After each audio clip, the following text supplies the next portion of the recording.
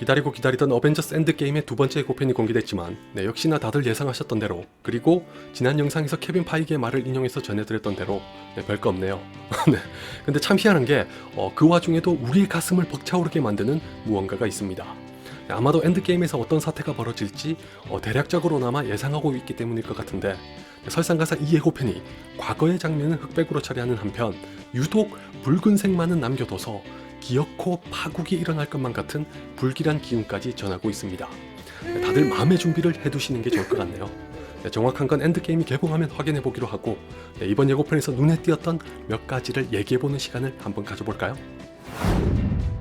한동안 사라졌던 호크아이가 가족들과 화목한 시간을 보내고 있는 걸 잠시 보여주더니 이내 그를 바라보는 블랙 위도우의 눈에 슬픔이 가득하고, 두 사람이 손을 맞잡는 걸로 봐선 지난 사건 때 호크아이의 가족들이 모두 사라졌다는 한간의 추측이 맞아떨어진 것 같습니다.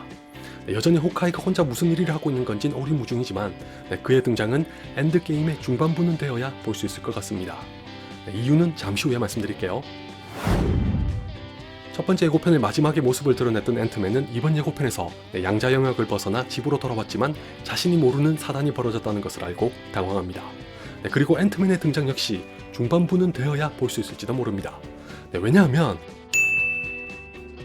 캡틴 마블의 쿠키 영상에서 보셨다시피 캡틴 마블은 인피니티 워의 결말로부터 그리 길지 않은 시간이 흐른 후에 지구로 옵니다. 캡틴의 수염과 블랙 위도우의 머리카락이 그대로였다는 것에서 알 수 있죠. 근데 이번 예고편에서는 블랙 위도우의 머리카락이 상당히 길어진 데다가 색깔도 뿌리 염색이 필요할 정도로 원래의 빨간 머리카락을 볼 수 있습니다. 다시 말해 캡틴 마블이 지구에 온 시점으로부터 꽤 긴 시간이 흐른 걸로 유추할 수 있다고 생각합니다. 정확하게 말하면 앤트맨이 양자 영역에서 벗어나 어벤져스 본부에 온 시점으로부터도 긴 시간이 흐른 겁니다. 이때의 블랙 위도우도 단발에다가 염색한 머리카락이니까요. 즉 이번 예고편에서 우리가 볼 수 있었던 장면 중 과거가 아닌 시점은 대부분 영화의 중반부쯤에 앤트맨이 나타나고서야 일어나는 장면일 확률이 높습니다. 이런 추측에 힘을 실어주는 게 바로 며칠 전에 영상에서 언급했던 트위터입니다. 그 영상에서 제가 그랬었죠. 디즈니가 주주중 일부를 초대해서 어벤져스 엔드게임의 짧은 영상을 보여줬는데 누가 그걸 보고 와서는 어떤 장면이었는지를 트위터에 남겼다. 실제로 본 건지 아닌지는 확신할 수 없지만 행여라도 사실이면 스포일러가 되니 일부만 말씀드리겠다. 여기서 놀라운 게 뭔지 아세요? 그 사람이 글로 묘사했던 것 중 하나가 정확히 이번 예고편에 등장했다는 겁니다. 바로 이 장면이죠. 한번 읽어보시면 대사까지 똑같다는 걸 알 수 있습니다. 그래서 말인데 한 가지를 더 말씀드릴 테니 스포일러라고 생각하시는 분은 주의하시기 바랍니다. 또 다른 장면은 살아남은 멤버들과 캡틴 마블이 함께 타노스를 없애기 위해 베네타로 보이는 우주선에 타는 겁니다. 두 번째 예고편이 공개된 후에 사람들이 그 장면에 대해 몇 가지를 물었습니다. 그 중에서 제 눈을 사로잡은 건 역시 캡틴의 수염과 블랙 위도우의 머리카락입니다. 다행히 친절하게 답을 해줬던데 캡틴은 수염을 밀었고 블랙 위도우는 단발에 염색한 머리카락입니다. 자, 이게 뭘 뜻할까요?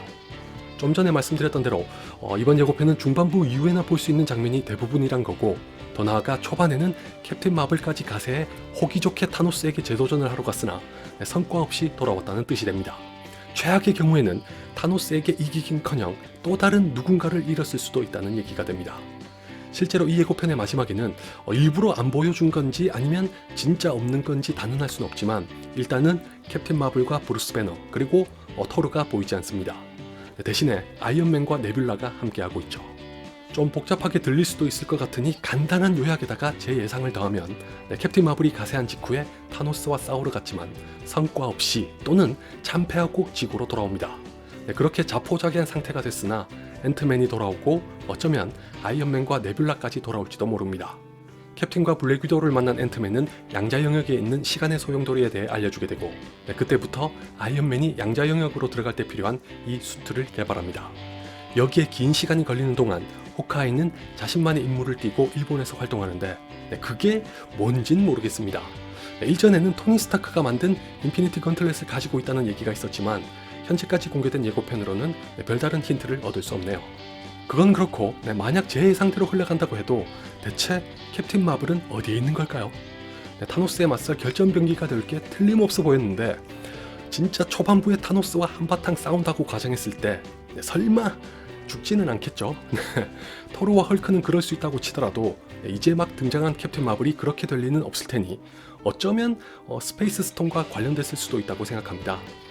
개인적으로는 캡틴 마블의 테서렉트를 등장시킨 게 불만이었지만 마블이 별 이유 없이 그랬을 리는 없을 것 같은 데다가 케빈 파이기가 며칠 전 한 인터뷰에서 캡틴 마블에게도 한계와 약점이 있다고 했으니 그걸 바로 엔드게임에서 볼 수 있을지도 모릅니다.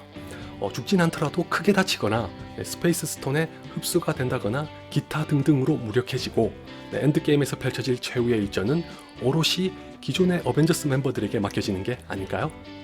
지금까지 말씀드린 것도 마블 확률은 지극히 낮지만 이 이상은 예상조차 하기 힘드네요.